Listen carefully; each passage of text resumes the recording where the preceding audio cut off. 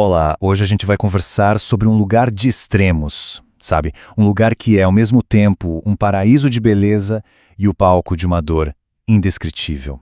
Esse lugar é Brumadinho. Pensa só, um lugar que tem um nome que já soa poético, né? Que remete à névoa da manhã. Um lugar que tem um dos museus mais incríveis do mundo e que de um dia para o outro vira sinônimo de um desastre. É exatamente essa dualidade, essa história de paraíso e tragédia que a gente vai explorar hoje. Então vamos lá. Para entender a dimensão do que aconteceu, a gente precisa voltar um pouquinho no tempo. Antes de 2019, quando alguém falava Brumadinho, a imagem que vinha à cabeça era completamente diferente. Era um lugar de refúgio, de arte, de natureza. E olha que interessante, o próprio slogan de turismo da cidade resumia isso perfeitamente: natureza e modernidade. Era mais que uma frase de efeito, era uma promessa, sabe? A promessa de um lugar onde o verde exuberante de Minas Gerais encontrava a arte mais contemporânea do mundo. E que promessa, viu?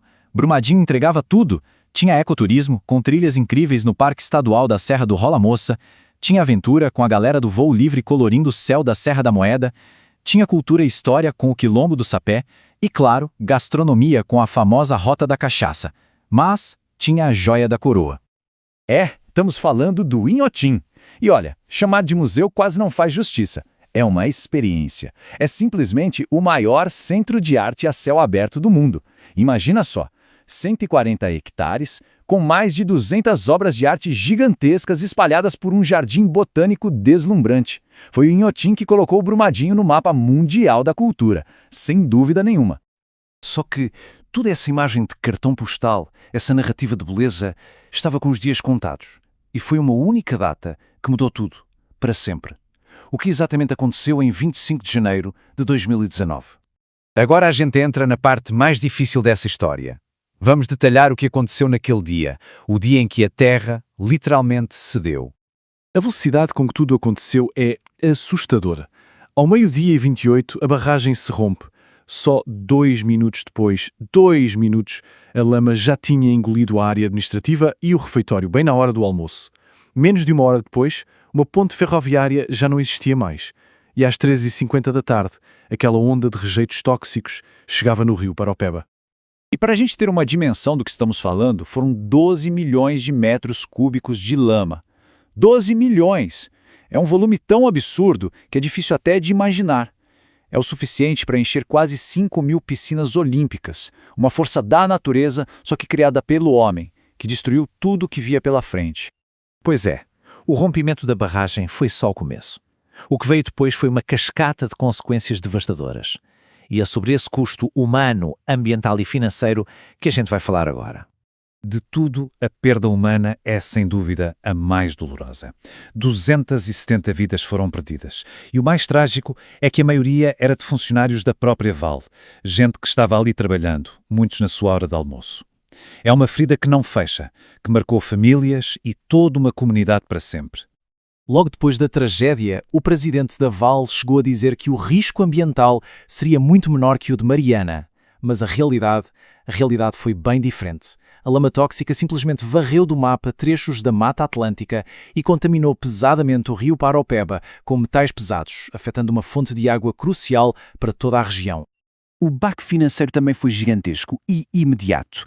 Num único dia, a Vale perdeu 19 bilhões de dólares em valor de mercado. É uma cifra astronómica. E aí veio a conta legal.